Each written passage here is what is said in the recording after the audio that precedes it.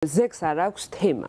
ეს არის ეს გამოარჩევს ესე გვგონია ჩვენ ფესტივალს სხვა ფესტივალებისგან, რომ არის მულტიდისციპლინარული და აი ერთადერთ ხელ იყო, როდესაც უკრაინის ომი დაიწყო, რომ ზეგ უკრაინას მიუძღვენით და უკრაინის თემაზე გქონდა ზეგი.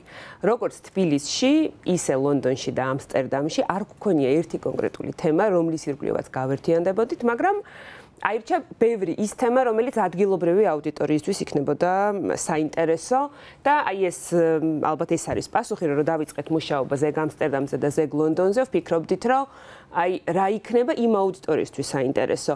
მიუხედავად იმისა, რომ თბილისის ფესტივალი საერთაშორისო და ძალიან ბევრი საერთაშორისო სტუმარი ჩამოდის, მაინც ძალიან სპეციფიკური იყო ამსტერდამის აუდიტორია და ძალიან სპეციფიკური იყო ლონდონის აუდიტორია, სადაც St. George's City University იყო ჩვენი პარტნიორი, იქაური სტუდენტები იყვნენ ძალიან დაინტერესებულები, უნივერსიტეტის კოლექტივი და მოკლედ მაქსიმალურად ვცდილობდით, რომ ამის მიხედვით აგვერჩია თემები და სტუმრები, რომლებიც იქ იქნებოდნენ ჩვენი გამომსვლელები. ასე რომ ხო, ეს აუდიტორია და ბაზარი არის ის, რის ირგვლივაც ვარჩევთ სხვადასხვა თემებს. რამდენად დიდი იყო აუდიტორიის ინტერესი იმ საკითხების მიმართ, რაზეც ისაუბრეთ, რა კითხვები ჰქონდათ მათ და ზოგადად რამდენად იცნობდნენ ისინი საქართველოს კონტექსტს, რომლის შესახებაც უნდა ყოფილიყო მერე საუბარი? ყველა სტუმარი ფაქტობრივად საქმის კურსში არის, რა ხდება საქართველოში და ჩვენი საერთაშორისო ღონისძიებების ერთ-ერთი მიზანიც არის, რომ ჩვენ საქართველოს შესახებ ამბები გავიტანოთ გარეთ. მაგრამ არა საქართველოს შესახებ ლოკალურად, არამედ გლობალურ ჭრილში, იმიტომ რომ ყველა მიმდინარე პროცესი რაც საქართველოში ხდება და ფარგლებს გარეთ ძალიან დაკავშირებულია ერთმანეთთან. შესაბამისად, თემებიც, რომელზეც ვსაუბრობთ, როგორც ქართულ რეალობას ასახავს, ასე ვთქვათ, ისე გლობალურ პოლიტიკას, ეკონომიკას და ასე შემდეგ. სტუმრები იყვნენ ძალიან დაინტერესებული.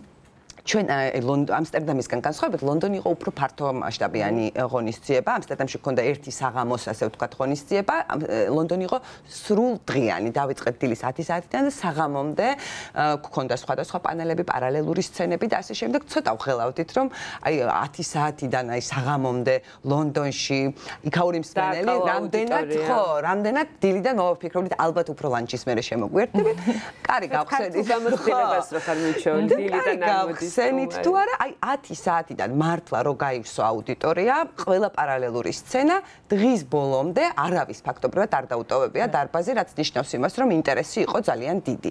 და ძალიან აქტიურად იყო თვითონ ყოველთვის ზეგი ამაზეც არის, რომ ეს არ არის მხოლოდ რაღაცა სცენიდან საუბარი, ძალიან მნიშვნელოვანია ხოლმე, რომ ინტერაქცია მოხდეს სტუმრებსა და სპიკერებს შორის და ძალიან ინტერაქციული იყო.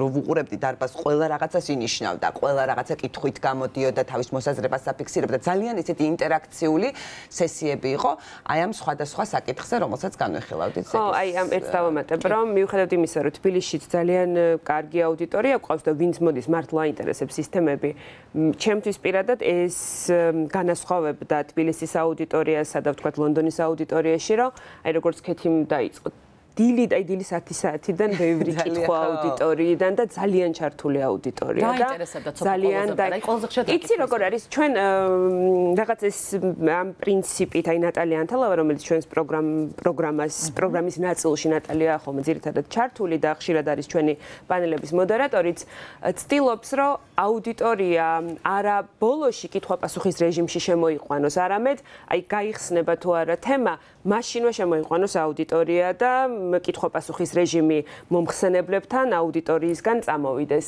თემები იყო როგორც უკრაინაში, როგორც საქართველოში მიმდინარე პროცესები და რა თქმა უნდა გამოვეხმაურეთ, გქონდა ძალიან საინტერესო ასე ვთქვათ პერფორმანსი, რომელიც ასახავდა აქ მიმდინარე მოვლენებს და დიდი ინტერესი გამოიწვია. ბრიტანეთში ოლიგარქიაზე ვისაუბრეთ ტექნოლოგიებზე და გამოწვევებზე ამ ტექნოლოგიების ხანაში და ფაქტობრივად მინდა გითხრათ, რომ ყველა თემას ყავდა თავისი აუდიტორია. ყველა თემაზე იყო სხვადასხვა აზრი, სხვადასხვა მოსაზრება. მე თვითონ ეს ზეგი ხო გარდა პანელებისა რაღაცა არაფორმალურ ნაწილსაც მოიცავს იქ შესვენებებზე, ლანჩზე, აი ეს ერთმანეთში საუბარი, დისკუსია სპიკერსა და მონაწილეს შორის ძალიან აქტიური იყო ლონდონშიც, ისევე როგორც თბილისში არის ხოლმე. აი ორგანიზების თვალსაზრისით რამდენად განსხვავებული და რამდენად რთული გამოცდილება საერთაშორისო მასშტაბით, ბევრად რთულია. ძალიან განსხვავებული. განსხვავებულია, ძვირია ძალიან. რთულია იმ კუთხით, რომ შენ ქალაქში და შენ ქვეყანაში რო ვაკეთებს, ბევრად მარტივი აქვს, თუ გინდა კონტაქტების ბაზარს იცნობ, იცი სად რა როგორ ხელი მიგიწვდება და ნუ იქ ესე იგი რამდენიმე თვე, 6 თვე, მე ქეთი ელენე თბილისიდან, ნატალია ნიუ-იორკიდან, აი ეს სულ სატელეფონო ხაზზე, სულ ქოლებით და რაღაცნაირად მაინც მოვახერხეთ და მგონია, რომ თუ სუბიექტური არ ვიქნები, რომ ძალიან კარგად ჩავატარეთ, მაგრამ ბევრად ცხადია, რომ ბევრად რთულია. და ხელი არ მიგიწვდება ბევრ რაღაცაზე რა. კომუნიკაციის ნაწილში ხო აქ ზუსტად იცი სად რომელი არხებით ვის მიწვდები, როგორ მიწვდები. იქაც აი ცოტა გართულებული ლოჯისტიკაა, მაგრამ შევძელით და ვღელავდით ზუსტად ამაზე, აი ეს რაც იკითხე, ეს იყო ჩვენი მთავარი სანერვიულო, რომ აი მე როგორ შევძლებთ იქ, მაგრამ ამსტერდამში რო გავაკეთეთ, მე უფრო თავდაჯერებულები გავხდით და ეხლა ლონდონიც რო გავაკეთეთ, გქონია რომ აი ნიუ-იორკშიც თუ გავაკეთებთ, იქ კიდევ უფრო გამარტივდება. აი ამბები რომლებიც გვაერთიანებს, ხო ესეთი იყო დასათაურება ამ ღონისძიების. რამდენად საგრძნობი იყო ფესტივალის მიმდინარეობისას, რომ სწორედ ამბები გვაერთიანებს დიდწილად. ზუსტად ჩვენ ყოველთვის ამას ვამბობთ, რომ ხანდახან ისმება ხოლმე შეკითხვა, რომ აი საქართველო არ არის თავარ ფოკუსში ზეგის პერიოდში და ჩვენ ამას ვაკეთებთ ხოლმე ზეგზე, როგორც თბილისში, ისე ლონდონში, ისე ამსტერდამში, რომ ის თემები, რომელიც აქტუალურია საქართველოში, არ უყვებით მხოლოდ საქართველოს კონტექსტიდან გამომდინარე. იმიტომ რომ ის რაც ხდება დღეს სიტყვაზე საფრთხე ამ დემოკრატიული პროცესების მიმართ, ხო, საქართველოში, ეს არ ხდება მხოლოდ საქართველოში, ხო, ბევრი ქვეყანა არის ანალოგიურ მდგომარეობაში. ის რომ უკრაინაში არის ომი, ეს არ ეხება მხოლოდ უკრაინას, ხო, ამიტომ ის თემები და ამბები, რომლებიც გვაერთიანებს, ზუსტად არის ის თემები და საკითხები, რომლის გარშემოც როგორც საქართველო, ისე უკრაინა, ისე ისრაელი, პალესტინა, ისე ბევრი ქვეყანა არის ჩართული ძალიან მსგავს პროცესებში. შესაბამისად, ამაზეც და ამ თემებზეც ვსაუბრობთ გლობალურ ჭრილში, სხვადასხვა პერსპექტივით, სხვადასხვა მომხსენებლის დახმარებით, ასე ვთქვათ. ხო, რაც არის. ამიტომ გვაერთიანებს ეს ამბები ზუსტად რომ გვაერთიანებს და ზეგიც აერთიანებს იმ ამბებს, რომელიც დღეს არის აქტუალური. როგორც საქართველოში, ისე ამსტერდამში, ისე ლონდონში, ისე სხვა კონტინენტებზე თუ ქვეყნებში. ხშირად ისმის კრიტიკა ზოგადად მედიისადმი, ხო, რომ მედიასა და აუდიტორიისადმი, რომ არ ხდება ამბების დაკავშირება და დიდ სურათში ვერ ხედავენ ადამიანები პროცესებს. ჩვენ რაღაც ეს დავისახეთ მიზნად, რომ დიდ სურათში დავანახოთ პროცესები, არა მარტო ქართულ აუდიტორიას, არამედ საერთაშორისო აუდიტორიას და რამდენად ყველაფერი მსოფლიო პოლიტიკა, ეკონომიკა, ადამიანის უფლებები, ყველაფერი ერთმანეთთან როგორ კავშირშია, აი ეს რომ გამოჩნდეს ნათლად. უკვე ჩატარებული ფესტივალების როგორც ადგილობრივის, ისე საერთაშორისოს გამოცდილებამ დაგარწმუნოთ თუ რა იმაში, რომ ძალიან მნიშვნელოვანი იყო გაჩენილიყო ზეგი როგორც პლატფორმა. მე პირადად ძალიან, იმიტომ რომ ეს რაღაცა ადამიანური კონტაქტები, მიუხედავად იმისა, რომ ახლა ყველაფერი ხო რაღაცა დიჯიტალურია, ტექნოლოგიები ძალიან მნიშვნელოვან როლს ასრულებს ჩვენს ცხოვრებაში.